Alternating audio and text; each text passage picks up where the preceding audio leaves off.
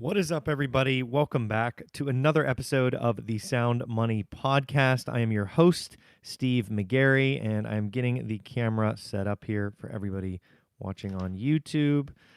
So, what I'm going to talk about today is something that someone brought up to me over the weekend and during the Thanksgiving holiday here in the US, and it was about the voting system that currently exists. And before I dive into all of the potential outcomes and potential options for the different types of systems, I wanted to quickly, mention that I developed a course not too long ago. If you guys are into investing and things like that, the link to that will be in the description below on YouTube if you guys are watching that. And if you're listening in on Spotify or iTunes, be sure to check it out on the Sound Money Podcast YouTube channel. The link will be in the description below, and it's having to do with everything about investing, buying, and selling online web properties, aka websites. So that is my shameless plug for the day. And I wanted to go into these systems because it was fascinating in the conversation I had over the weekend about how we can invest in voting. This has been such a big topic since 2016 in politics specifically, and voting is a lot, it goes into a lot of different parts of our everyday life that we don't really think about. And one of the most important ones, obviously, in the United States and all across the world is voting for a presidential candidate. And that is usually in ballot boxes. We go to our local community center or church or whatnot, and we put our little paper ballot into a system, and that is counted. And there are a lot of issues with it, but that is just basically the system that we've used for 100 years. That's what we've been doing for as long as we can remember, really. So the idea is that with preferential, it is essentially saying there are four options on the ballot, and you rank them in order of preference. So with the current system, you are just basically binary. You're saying, I want this person or this person in the final election leading up to the presidency in the US. Everybody definitely remembers when President Trump beat Hillary Clinton, and that was a very binary option. Like, you had to choose between those two people, and there was a lot of disagreements about the fact that these were the two people that we had to choose from, and it was just kind of a mess. It came out of nowhere when Trump won, and people were realizing, wow, all of the information that we're consuming on the internet was not necessarily true, and there was a lot of information that wasn't online that just kind of built up this behemoth that we couldn't see coming, kind of thing. So everybody felt a little bit confused, shocked, and it was a crazy time. So it very much showed that the system is broken, and there are a couple different things that took place. There was the popular vote, which is basically just everyone's vote, and there are electoral colleges that take place. And the idea now that I've been reading about a lot is that people are just going to abolish this old system, and they want to go direct to the popular vote and saying that, all right, if everybody just votes for me, then I become president. They remove a lot of these kind of power delegates and a lot of these things that exist in the past that are almost like an ace up somebody's sleeve, and it doesn't reward people's votes. It's just kind of a way that the system has been set up a long time ago. So now, coming into the 21st century, or coming into the new age of technology, we need to advance our systems because everyone consuming information everywhere has the ability to essentially vote from their phone, which I'm not quite sure why that wasn't even the case in 2016, because it's way more secure than a paper ballot being counted by humans. So very interesting there that that's still the case. But there is a couple candidates that have been talking about this. And once again, I don't always talk politics on the channel, but it is very interesting. A lot of this stuff is coming up right now around game theory and things like that. And voting is such a cool example of, all the different theorems that have been out there. Everything from star to score to cardinal, and all these different ways of logic of thinking of preferential. So the example that I give now is if we had four candidates on the ballot in 2016, or let's say in 2020, for example, we could have like a Bernie Sanders, a Yang, we could have a Elizabeth Warren, and we could have um, let's say a Pete Buttigieg or something like that on the Democratic ticket. And you would be able to say, all right, number one is Yang, number two, Bernie, whatever, Elizabeth Sanders, three, Pete, four. And the way that it would go out in the consensus would be that they would average everybody out. So it would effectively say, like, all right, Pete, he has this many people that are ranking him at number two, this many people that are ranking him at three, this many at one, this many at four. And eventually, what you would see is this sort of averaged number where cumulatively everybody would feel comfortable with that person being a leader. And this allows basically no vote to go wasted.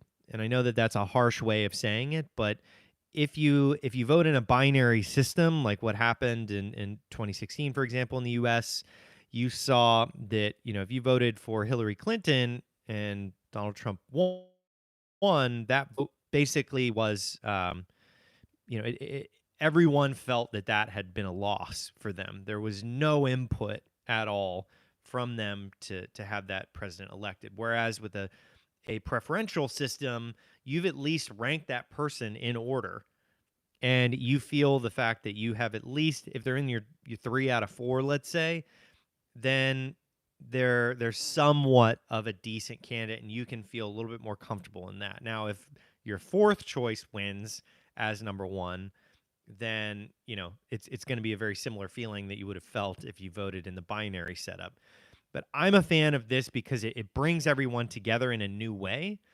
And I feel like it's bringing data to the equation. A lot of this situation that took place with people arguing about a foreign entity messing with our elections, I believe it, mainly because it's just such an archaic old system. I mean, it's not that difficult to meddle with that. So there are a lot of different theorems out there. There's Arrows, there's Gibbard's, there's a lot of different ones about voting systems and trade-offs and whatnot. But there are some interesting thoughts around star voting. And star voting is for single seat elections. And I've pulled up some information on it so that I get everything correct when I'm bringing this up, because I know a lot of you guys DM me when I talk about these types of concepts and say, like, hey, make sure that you actually follow it line by line and don't abbreviate, because I do like to abbreviate just to keep things simple. But I will do this one straight out of the book here.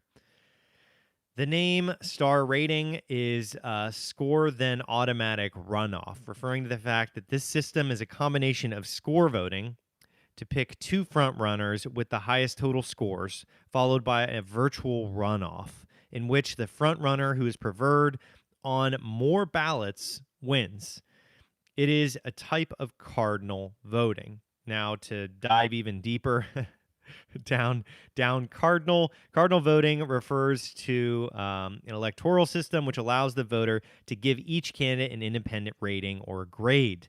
These are also referred to as ratings ballots. Evaluate graded absolute voting systems. Cardinal methods based on cardinal utility, which we're not going to go into much further, but it's based on ranked voting. And there's two main categories of modern voting systems, and this is definitely one of them. And I really think that it is a powerful thing to bring to the world today with social media, with the level of people that are online now, with things like Facebook, where there's just billions of people connected all across the world, with the biggest community that's ever existed ever on Earth. And I think that with a rating system, you would be able to feel a little bit more connected. Because if you choose someone like Yang as number 3, I choose them as number 1, or I choose Bernie or Elizabeth Warren or Trump or anyone as number 1, and you choose them as number 2 or 3, we at least have some common ground. We at least have the fact that we have said they're not that bad. this person I've ranked is not that bad, and I feel more comfortable with them being in office than my number 4 or my number 3. And it creates more of a feeling of connectedness, and that your voice is being heard, and it's not just kind of flushing it out, flushing it down the toilet. So real quick, last piece I wanted to mention is we have so many different types, positional voting, single transferable voting, and the one that I wanted to talk off was instant runoff voting, which is currently implemented in Australia, and it is a really interesting concept, and that is what I briefly touched on with Star, but it's basically a way of saying that your two front runners are able to with the total scores, the highest scores are your two front runners, and the virtual runoff is basically allowing all of the previous votes that were existing outside of those two front runners to be averaged and moved towards whoever has more ballots wins. And this instant runoff that's virtual, secure, and everything like that would allow for a very safe and fair election. And I know that electoral systems are not a sexy topic. They're not that fun to talk about. But if you do just imagine a world where you sit in front of a ballot with 4 or 5 candidates on there, I think 4 is the magic number. Your number 4 is effectively your worst. Your number 1 is effectively your best option.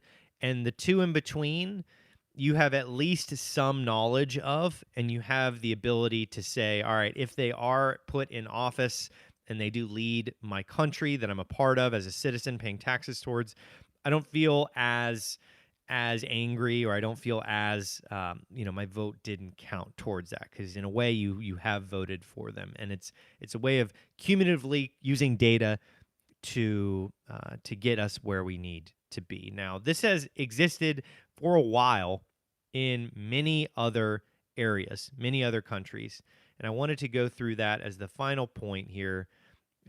Northern Ireland, Scotland, New Zealand, the United Kingdom, Slovenia. Looks like we have supplementary votes taking place in current or in different locations. We have, let's see here, obviously Australia has been doing this for a while. We have Borda, we have Nauru, and it looks like there's about a dozen places total that are doing this, mainly in Europe, that are experimenting with it, like Malta and things like that. But it is a fascinating concept, and I believe that it is the most effective way of allowing people to write in their numbers as, like, I choose this person, and ranking them. That is my perspective. I'd love to know what you guys think. Definitely shoot me a DM, comment in the description below. Don't forget to like this video if you're watching on YouTube. It really helps the channel.